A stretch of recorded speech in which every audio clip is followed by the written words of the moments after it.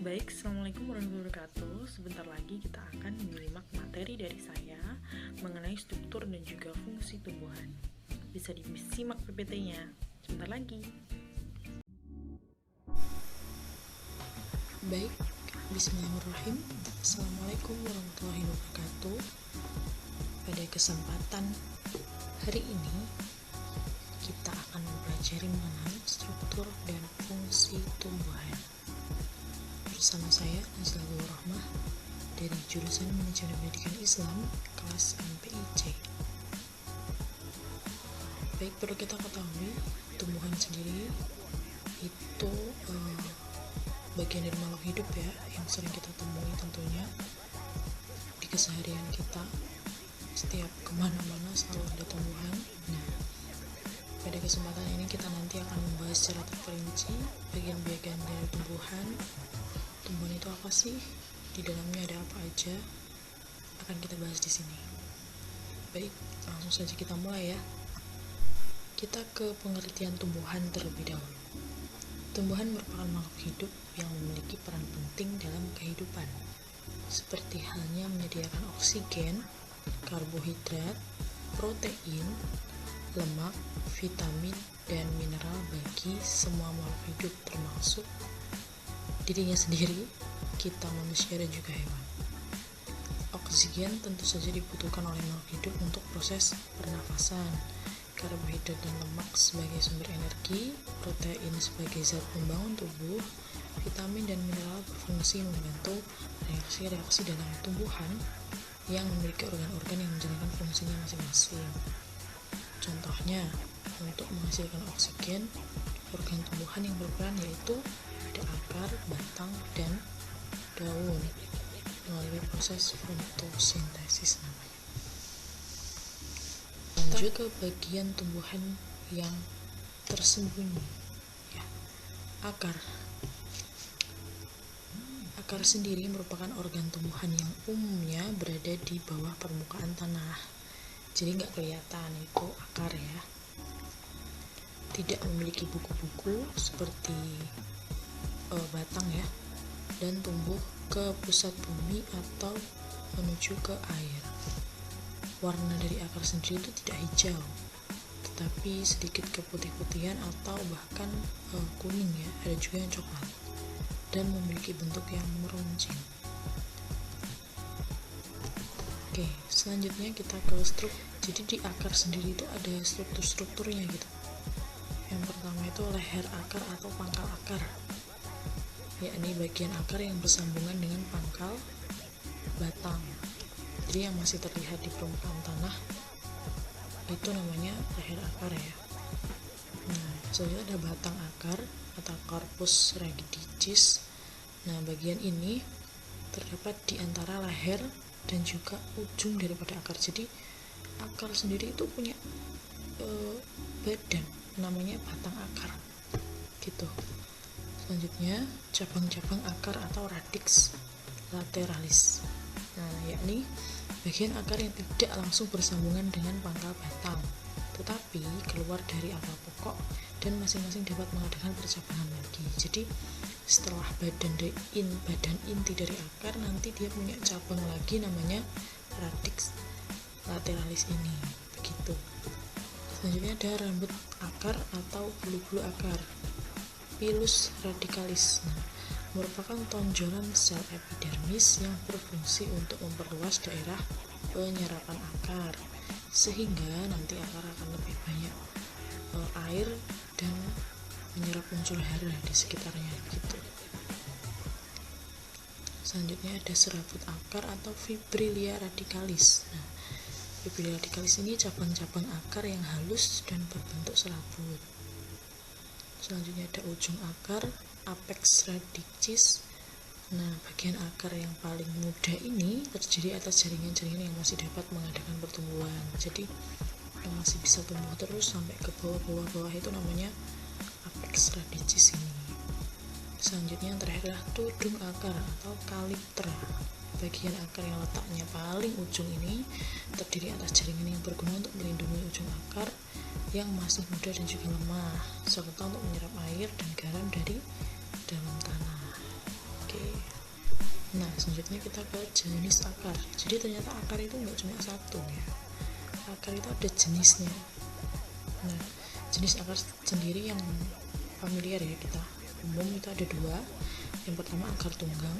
Nah, akar tunggang ini biasanya terdapat pada tumbuhan dikotil atau berbiji dua seperti kacang tanah, dan kalau di buah itu ada mangga. Nah, fungsi utama dari akar, biasanya akar tunggang maksud saya, adalah sebagai tempat penimbun makanan dan merupakan bagian tumbuhan yang bisa dimakan sama kita tuh, bisa dimakan. Kayak tadi apa ya, kalau dicontohkan mungkin ada ubi ya, ubi itu kan bisa dimakan, itu bagian dari akar loh. Terus ada apa ya, wortel, ada yang lainnya kayak mungkin itu ya, kalau di rempah-rempah itu kayak jahe dan sebagainya, itu termasuk di dalam akar tunggang ini. Yang kedua akar serabut. Nah, akar ini biasanya terdapat pada tumbuhan monokotil atau berbiji keping satu kayak padi, jagung, dan juga rumput. Struktur dan fungsi jaringan pada akar. Nah, jadi ternyata akar sendiri itu juga punya struktur sendiri. Jadi akar itu bagian-bagian kecilnya itu ada strukturnya begitu, bisa dilihat di gambar ya. Jadi bagian akarnya secara langsung terhubung dengan batang disebut leher akar, sementara bagian yang berada di antara leher dan ujung dinamakan batang. Nah, selanjutnya akar juga memiliki bagian menonjol pada batang yang membentuk cabang akar. Selain itu ada juga akar halus yang nanti juga punya cabang-cabang lagi sampai ke serabut-serabut gitu. Selanjutnya pada akar. Nah, ini jadi akar sekecil itu punya jaringan namanya meristem apikal. Jaringan ini menghasilkan sel-sel meristem dan mengganti sel tudung akar yang mengelupas saat menembus tanah. Jadi sel tudung yang letaknya di ujung akar tadi jika menembus tanah akan rusak, nanti akan diganti oleh meristem apikal ini. Selanjutnya kita, nah, batang ini bagian tumbuhan yang kita bisa lihat ya penampakannya. Bagian yang paling kokoh dari tumbuhan itu sendiri.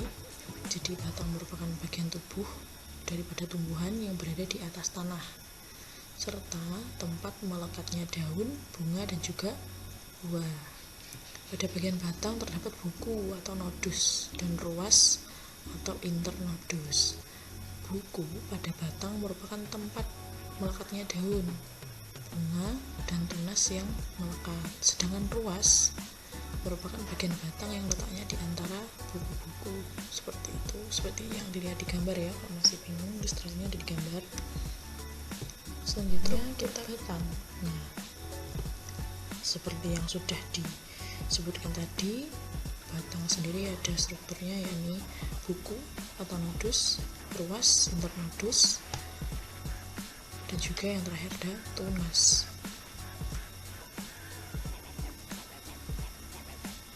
Struktur dan fungsi jaringan pada batang. Batang ini juga punya struktur dan juga jaringan. Pertama ada epidermis, tersusun oleh selapis sel, tersusun rapat tanpa ruang antar sel.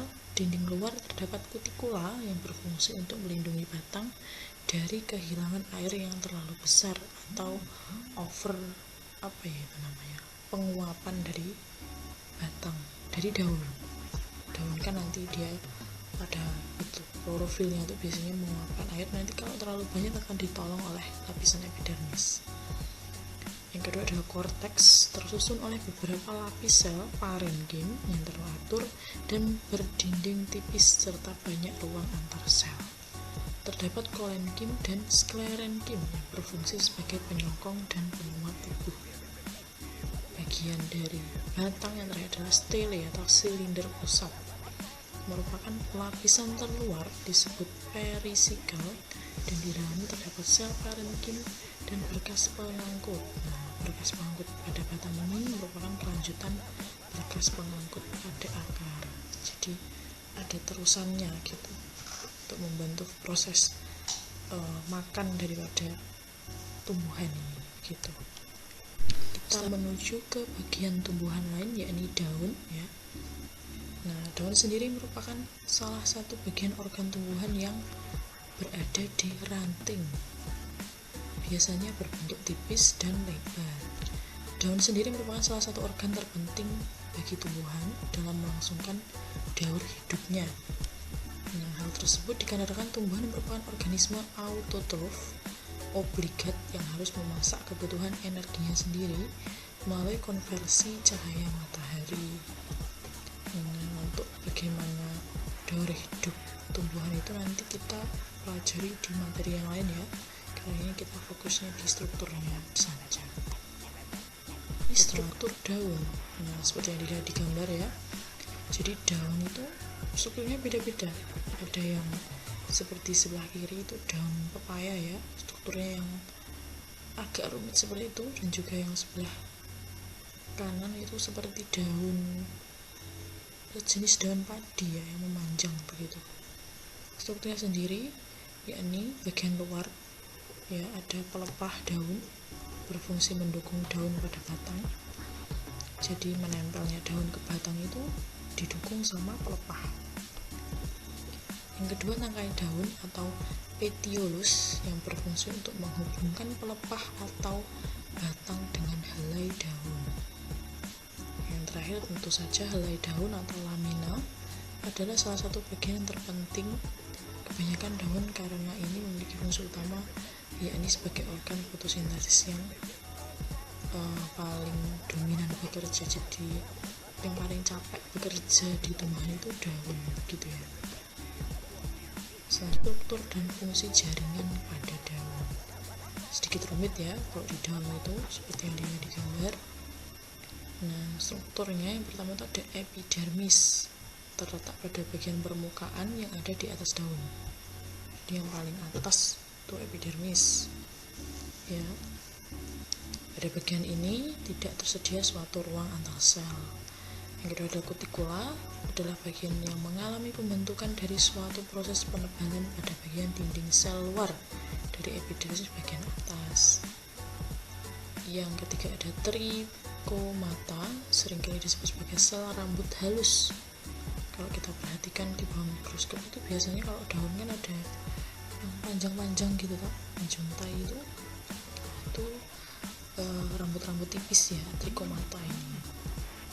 Trichomata mengalami proses pembentukan pada bagian epidermis atas ataupun bawah bagian daun. Jadi cuma di atas saja, trichomata ini juga ada di bawah daripada daun. Jadi bolak-balik begitu. Yang terakhir ada buliform dan filamen. Kedua bagian ini juga memiliki peran yang tidak kalah penting pada tumbuhan, khususnya epidermis yang ada di daun. Jadi sama saja letaknya di lapisan atas daun gitu. Kita ke menarik menurut saya ya, kita ke bunga. Bunga sendiri adalah alat reproduksi generatif pada tumbuhan. Nah, bunga biasanya memiliki warna yang menarik yang bertujuan untuk menarik serangga sebagai makhluk hidup lain yang membantu mereka untuk melakukan penyerbukan. Secara umum, bunga tersusun atas dua bagian utama, yaitu perhiasan bunga dan juga alat reproduksi bunga itu tersendiri. Nah, perhiasan bunga meliputi tangkai, kelopak, dan mahkota. Sedangkan alat reproduksi berupa benang, sari, dan juga putik. Seperti itu. Ke struktur bunga.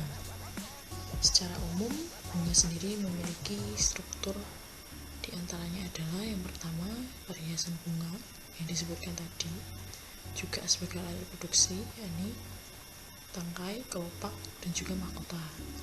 Nah, sedangkan alat reproduksi berupa benang sari dan putik. Ya, benang sari sendiri itu berperan sebagai alat kelamin jantan dan juga putik sebagai alat kelamin betina. Ini ada di gambar ya, bisa dilihat di gambar. Selanjutnya kita ke buah dan juga putik. Buah yang lengkap tersusun atas biji, sudah jelas, daging buah dan juga kulit buah. Nah, kulit buah yang masih muda belum mengalami pemisahan jaringan. Jadi setelah masak nanti kulit buah ada yang dapat dibedakan menjadi 3 lapisan, yakni apical, mesokarp, dan juga endokarp. Epikarp merupakan lapisan luar yang keras dan tidak tembus air, seperti halnya buah-buah keras itu kayak buah kelapa, buah durian, satu itu memiliki epikarp. Nah, sedangkan mesokarp merupakan lapisan yang tebal dan berserabut, misalnya ada kelapa tadi, dan juga berdaging seperti mangga dan pepaya. Selanjutnya, buah pada umumnya berkembang dari bagian alat kelamin betina. Jadi buah itu asal mulanya juga dari bunga tadi, nanti akan bereproduksi menjadi buah. Selanjutnya buah nanti akan menghasilkan biji nanti akan berkembang lagi menjadi tumbuhan kembali. Daur hidupnya seperti itu. Dan ini kita ke struktur dan biji ya. Buah yang lengkap, biji terstruktur yang efisien untuk berkembang biakan dan buah, dan juga kulit biji berasal dari buah yang masih bekerja setelah mengalami pemisahan. Jadi dalam bakal biji setelah terdapat kulit buah bakal biji dapat dibedakan menjadi 3 lapisan yang selanjutnya bakal buah, mesokarp, dan juga endokarp. Sedangkan bakal biji berkembang menjadi luar yang keras, biji itu sendiri tembus air. Jenis biji seperti halnya buah sastro atau buah hatil, dan berbentuk dua atau buah durian, satu itu memiliki materi yang dapat. Sedangkan mesokarp. Baik, sekian materi yang dapat saya sampaikan. Semoga bermanfaat dan bisa dijadikan sebagai sumber atau referensi untuk pembelajaran teman-teman semuanya. Terima kasih.